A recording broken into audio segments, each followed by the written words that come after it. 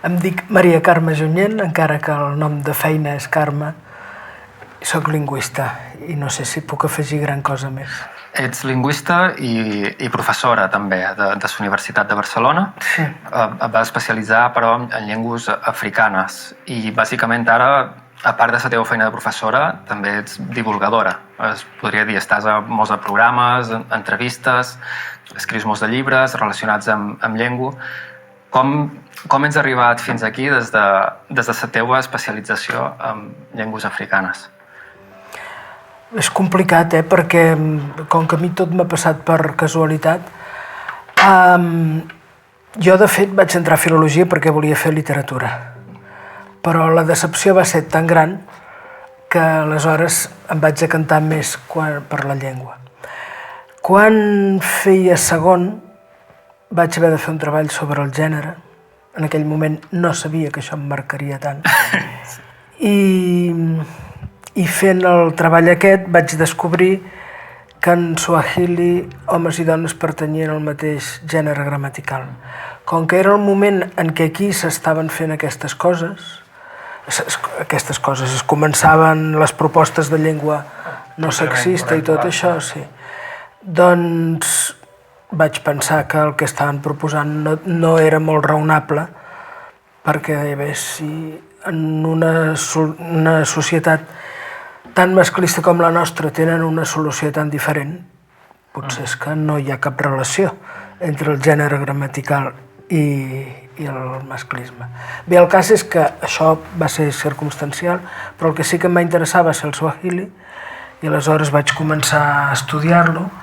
El que passa que jo a la facultat també estava estudiant alemany i vaig anar un estiu a Alemanya per l'alemany i vaig anar a Marburg. I allà em van dir que allà hi havia un institut d'estudis africans, els vaig anar a veure i em van dir per què no vens?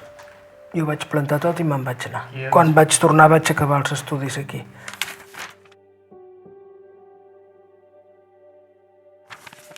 Què és el GELA?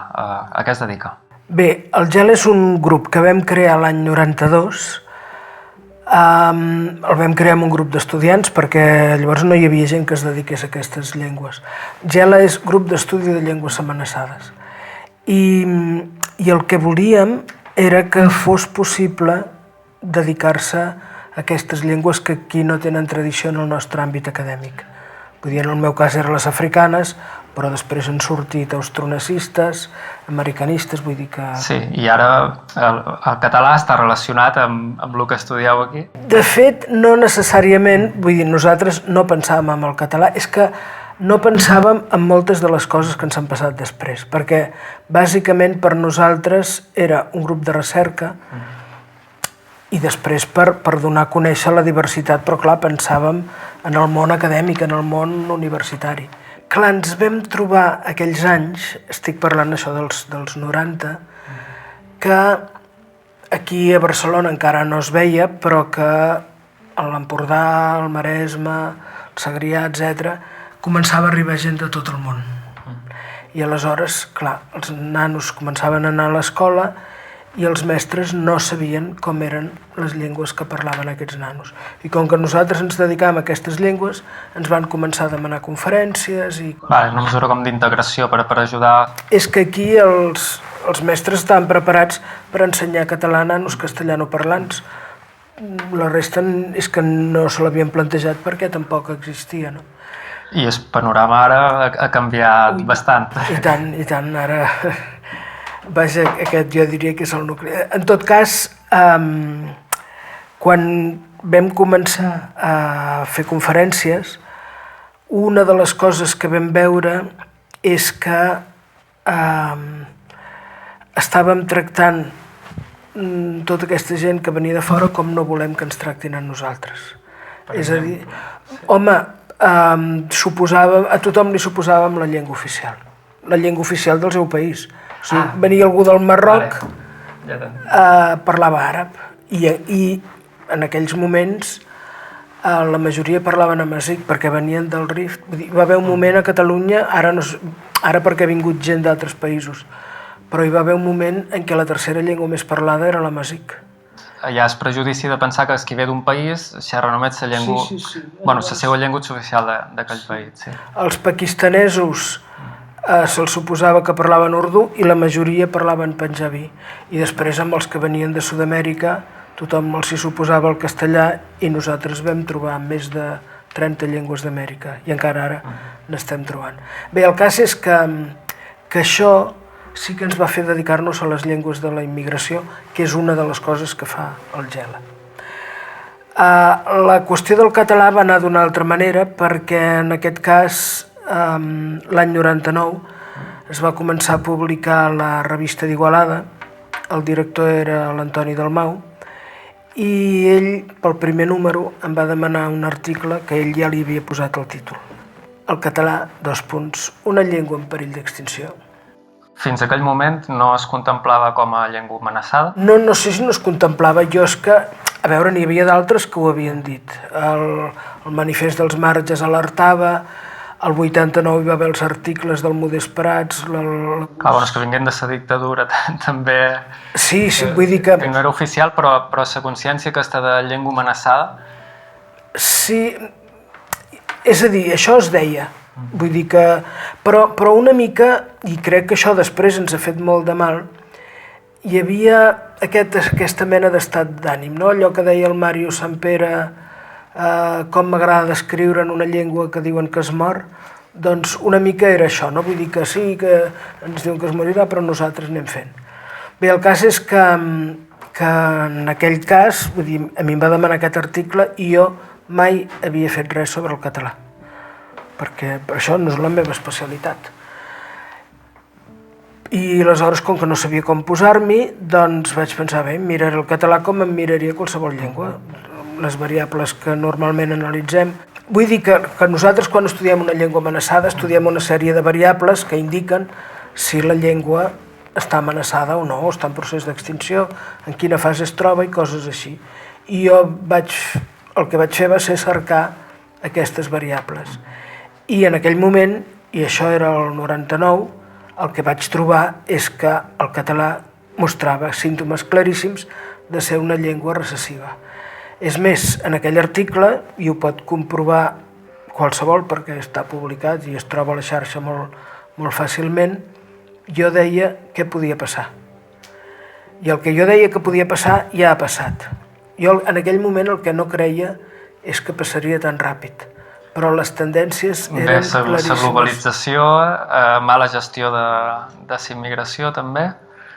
O que... Però hi ha més coses, perquè clar, la immigració ha servit molt per explicar què estava passant, però jo estic parlant del 99 i aquell any el percentatge de persones immigrades no arribava a l'1%. No, ens ho fem tot nosaltres, o sigui, després podem buscar les excuses que vulguin, però a veure, que les migracions poden haver aguditzat la situació, d'acord, i que això en termes relatius també es nota, d'acord. Però ja que tenim l'enquesta d'usos lingüístics de la població i allà surten dades tant en termes absoluts com relatius de català com a llengua inicial, català com a llengua d'identificació, català com a llengua d'ús habitual, doncs el que es veu és que del 2003 al 2013 desapareixen 96.000 parlants de català. Fa uns anys la plataforma deia que n'havien desaparegut 400.000, però ells miraven en termes relatius i comptant tota la població. Però en aquest cas es tracta de parlants de català com a llengua inicial. I això és el que s'hauria de mirar. Què està passant aquí? Els temes final, immigració, globalització, tot això es podria considerar accessori, que pot accelerar més o manco el procés, però l'actitud dels parlants, l'actitud de subordinació, la subordinació lingüística que té el català i com la seguim alimentant, és el problema principal. És que, de fet, el que és evident és que som els catalans els que estem abandonant la llengua, que de fet som els únics que podem abandonar-la. Els altres potser s'hi poden sumar, però abandonar-la només ho podem fer nosaltres. Clar, precisament una de les claus també podria ser que fos la llengua vehicular el català i que per tant els immigrants la feguessin servir antes que és castellà? Aquesta és la clau. El català té una cosa que és molt difícil d'aconseguir, perquè nosaltres vam estar en un projecte amb l'Smithsonian. L'Smithsonian és la institució cultural més important dels Estats Units. De fet, aquests en origen es dedicaven a col·locar els indis a les reserves. Però, en fi, el món ha canviat i ells també.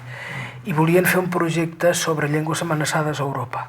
Aleshores buscaven un soci, ens van trobar nosaltres i vam fer aquest projecte amb ells. I vam parlar doncs, amb representants d'unes 50 comunitats, jo diria. Vull dir, d'algunes molt conegudes, com jo que sé, el bretó, l'irlandès o l'occità, i d'altres que segurament no sonen tant, com el caxubi, el sòrab o el grico.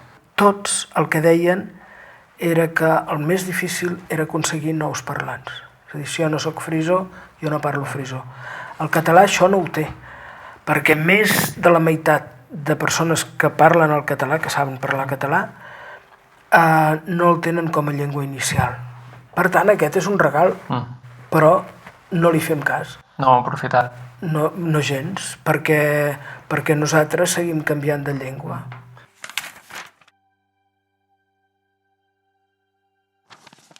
Però també relacionat amb el que has dit antes de que en les llengües amenaçades, les llengües de immigració, donaven per fet que els immigrants que xerraven la llengua oficial dels països d'on veníem.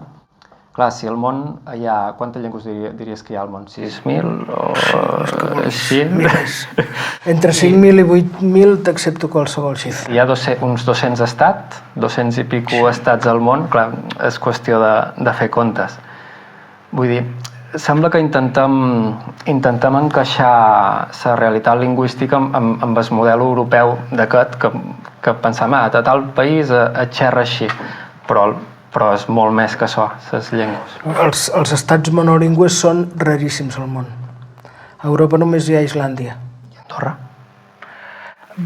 Bé, no monolingüe. Sí. O sigui, sí, un 20% parla català, el català com a primera llengua, clar. Bueno, clar, si dius oficialment... O sigui, jo les llengües oficials em preocupen molt poc, perquè si parlo llengües oficials llavors ho són pràcticament tots.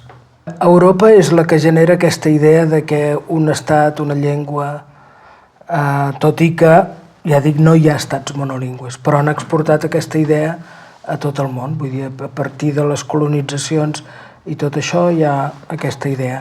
De fet, els xinesos també ho feien, no? En el cas de l'àrab és per una qüestió religiosa, però vull dir que hi ha altres llengües que s'han expandit. El que passa que aquí es crea aquesta ideologia d'un estat i una llengua i aleshores les altres directament s'ignoren. Jo vaig fer... A Alemanya es fan 3 estudis, un fonamental i 2 complementaris. Llavors jo de fonamental feia estudis africans i de complementaris feia semítiques i romàniques. I jo de romàniques vaig estudiar romanès, italià i portuguès, però em van convalidar l'espanyol com a llengua materna. I no ho és. Home, no, i a més ja sabien que jo era catalana, però és això, vull dir, és una realitat que no existeix, o sigui, la gent no la té al cap.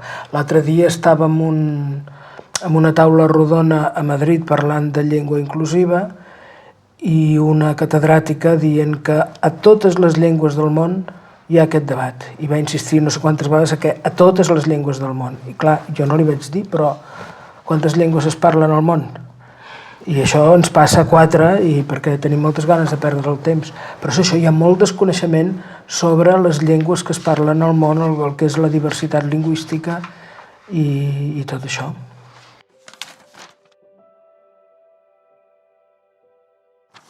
Llegesc un fragment d'una entrevista que va fer Gerard Forest a Júlia Ojeda. En Gerard Forest diu: dia sí, dia també ens sermonegen que cal despolititzar la llengua.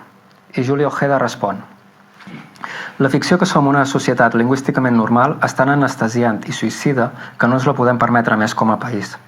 Ara que detectem que ens juguem la supervivència de la catalanofonia en la fortalesa actitudinal, és imperatiu que aconseguim repolititzar la llengua com als anys 60 i 70, en què es va erigir en un símbol de resistència contra el franquisme.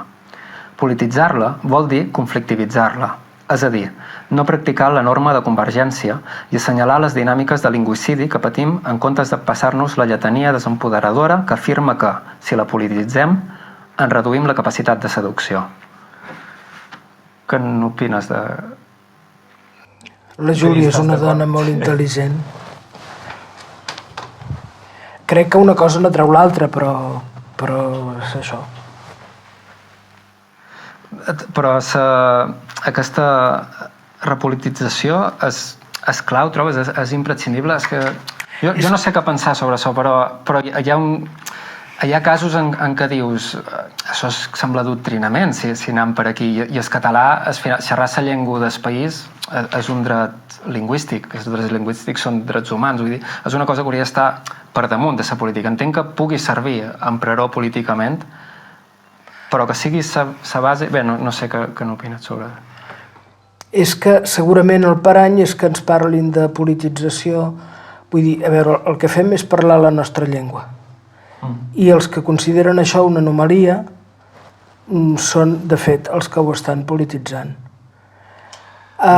Però és que aquest conflicte mostra clarament el que és una llengua marcada i una llengua no marcada. Clar. Però és que això està descrit en guaraní, en maorí, en totes les llengües subordinades passa això, no? Vull dir que, com que tu ets l'anomalia, a tu et fan creure que tu polititzes, quan de fet és evident que són els altres. El problema del català al final és aquest, que dius que tenen les llengües que estan en situacions complicades també, que és que quan xerrin, pel fet de xerrar la llengua, ja hi consideres ideologies o coses darrere. Sí, o sigui, clar, no s'accepta com un fenomen natural el fet que algú parli la seva llengua a casa seva.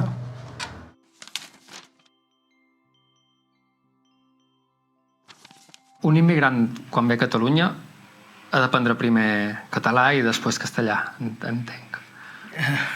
Hauria de... o què? Vull dir... I si no volgués aprendre castellà no tindria per què fer-ho, però... Trobes? Home, jo n'he conegut uns quants. Sí, que només xerren català?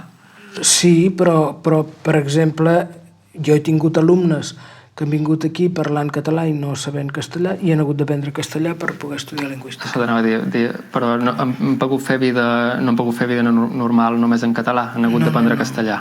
Per això. De fet, puc llegir també l'article 3 de la Constitució espanyola. Sí. La riquesa de les diferents modalitats lingüístiques d'Espanya és un patrimoni cultural que serà objecte d'especial respecte i protecció. Elevem el senyor. Clar, vull dir, molt bé, clar, sí, ja el respectem. Tant de Constitució i aquestes coses... Clar, és això, la qüestió és quan tu vas a un hospital i no aconsegueixes que t'atenguin la teva llengua, qui protegeix els teus drets lingüístics? Quan tu vas a un institut i el mestre, el professor, et fa les classes en castellà, qui protegeix els teus drets lingüístics? Ja pot dir el que vulgui la Constitució. Ells són els primers que no la compleixen. El protocol per la garantia dels drets lingüístics també, una de les coses que diu és que la llengua minoritzada té prioritat davant la llengua hegemònica i oficial. Això també són unes directrius que s'han posat però que no tenen... Crec que experimentem contínuament que això no és així. I què s'hauria de fer perquè això fos així? Fer-ho nosaltres. Fer-ho cada un... Clar, perquè les institucions no ho fan, doncs fer-ho nosaltres. Ser conscients d'això, primer. Perquè molta gent no ho fa perquè no se li passa pel cap. Tots els que xerren en castellà a primeres, a qualcú que no saben quina és la seva primera llengua,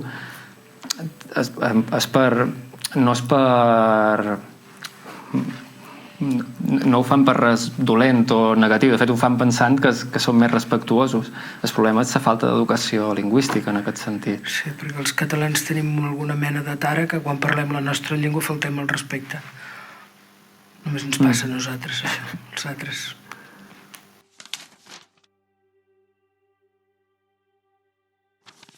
El 2022 vas presidir el Consell Lingüístic Assessor per impulsar l'ús de la llengua catalana en els centres educatius. Aquest equip va elaborar un informe amb una sèrie de mesures que s'haurien de prendre per enfortir el català en la societat. Ens podries explicar un poc en què va consistir això, com va sorgir i com vau prendre aquests acords? A veure, això,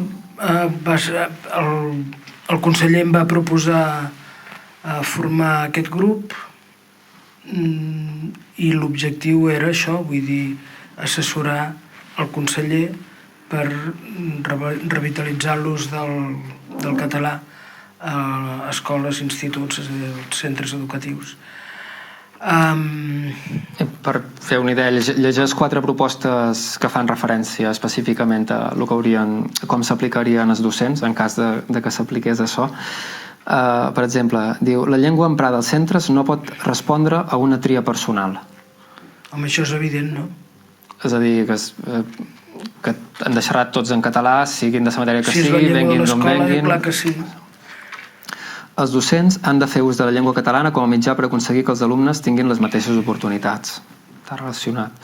Es revisarà la formació inicial en relació amb la competència i l'ús de la llengua catalana i la valoració de la diversitat lingüística de tot el personal que intervé en el procés educatiu formal i no formal. Jo crec que això és molt important, d'una banda, perquè si no és així, ja estaríem tractant el català com una anomalia als centres. I a més, si ens despistem, és a dir, suposem que tots els professors parlen català, però el personal no docent no. Seria un comportament clarament classista. Què significa? Que els professors sí i els que netegen o són al bar no. Vull dir... Al final es tracta de fer l'exercici d'imaginació, de ficció, de tractar el català com si fos una llengua normal. Tot es redueix en això. Sí. També diu: el Departament d'Educació ha d'incorporar l'avaluació de la competència lingüística, oral i escrita dels docents en el procediment d'incorporació al sistema educatiu. Amb el màster del professorat que fan no és suficient. Per garantir això s'haurien de prendre més mesures? A veure, jo diria que això és evident. O sigui, el coneixement de la llengua en general és molt fluix. Però és que, a veure, els alumnes ja no surten preparats de batxillerat.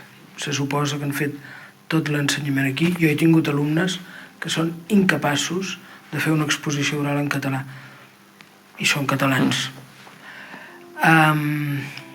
Clar, si els alumnes no surten preparats, quan van a magisteri, i allà dalt també, ja dic allà dalt perquè estic pensant en Mundet, a la facultat d'educació ja hi ha problemes perquè, clar, de fet, se'ls ha d'ensenyar el que no els han ensenyat a l'ensenyament primari i secundari. Però sempre que es va arrossegant, i antes s'arrossegava de primària a secundària, arriba a les universitats. I aleshores hi ha molts professors que són incompetents en català i no poden fer bé la seva feina.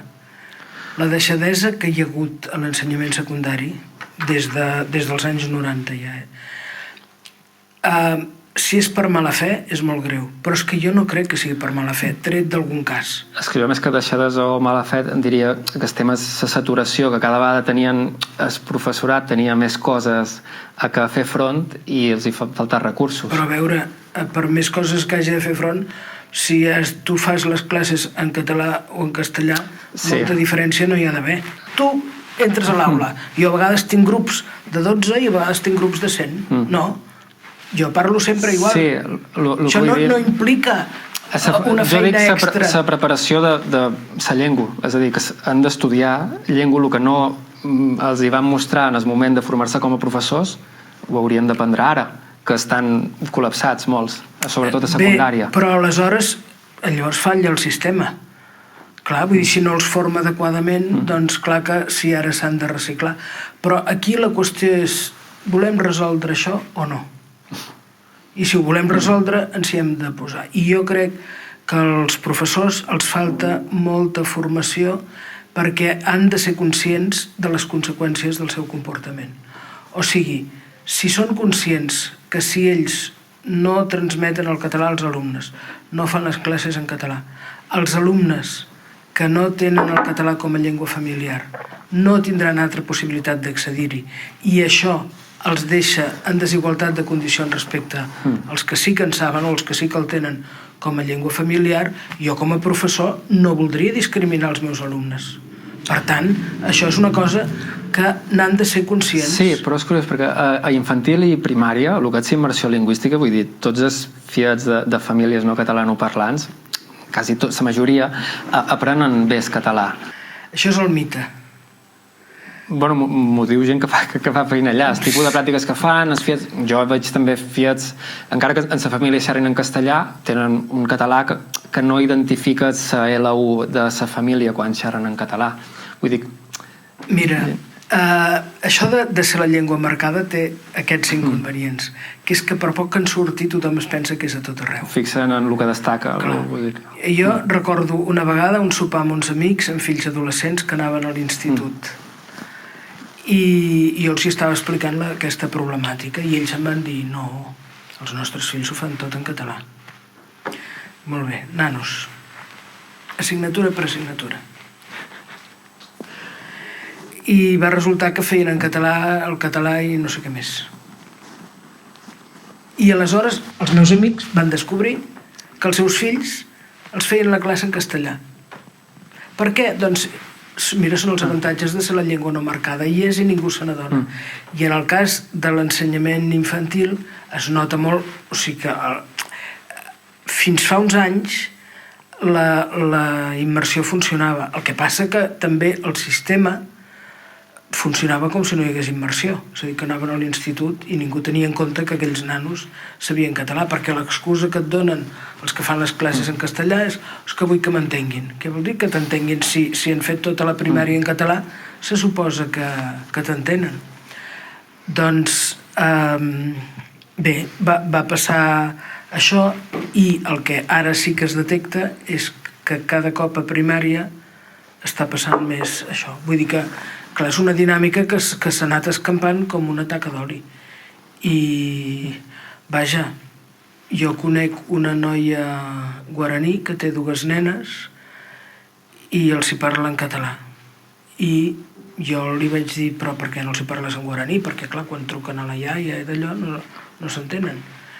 I em va dir, no, els hi parlo en català perquè com que a l'escola no els n'ensenyen, si no els ensenyo jo no els ensenyarà ningú. I guaraní no aprenen la seva llengua familiar, així, perquè...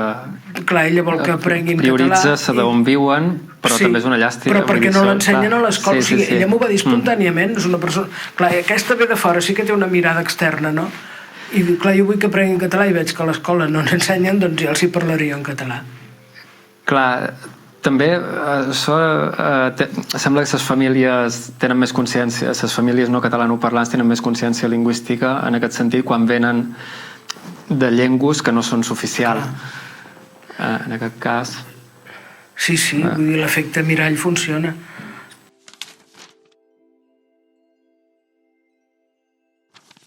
Amb tants fronts oberts com té el català, amb la situació que està de subordinació lingüística, de perdent parlants, de que no té prou ajuda de les institucions, ara tots els esforços aquests que estem mirant de fer per reactivar-la, per recuperar, per després represtigiar-la, i tot això val la pena.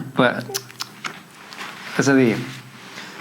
És que si no ho fem, ja està, que s'hi perd. Home, s'hi perd la llengua, vull dir, és que si no ens espavilem ja, ens queden molt pocs anys. Però les llengües van desapareguent. La dinàmica aquesta... Home, però això no és un fenomen natural. La desaparició de les llengües no és un fenomen natural. Això m'interessa, vale. No, home, les llengües no moren per raons lingüístiques. Les llengües moren perquè els parlants deixen de parlar-les. I aleshores, per què els parlants deixen de parlar-les? Per totes les pressions que reben. I aquí, vull dir, clar, si els joves perceben que si parlen català, doncs queden estigmatitzats d'alguna manera. Si hi ha tots aquests missatges negatius, doncs, mira, no ens compliquem la vida i no parlem català. Ara, les conseqüències uns o altres se les trobaran, si és que cedim. Però realment, a veure, jo ja ho he dit, els símptomes als 90 ja eren clars. I podien haver reaccionat en aquell moment i hauria estat molt més fàcil. Clar, cada dia que passa anem perdent. Si no redrecem la situació, és que ha passat... A veure, han desaparegut milers de llengües, ho hem vist en milers de casos, això, doncs mira, serem una més. Diries que el plurilingüisme és preferible al monolingüisme?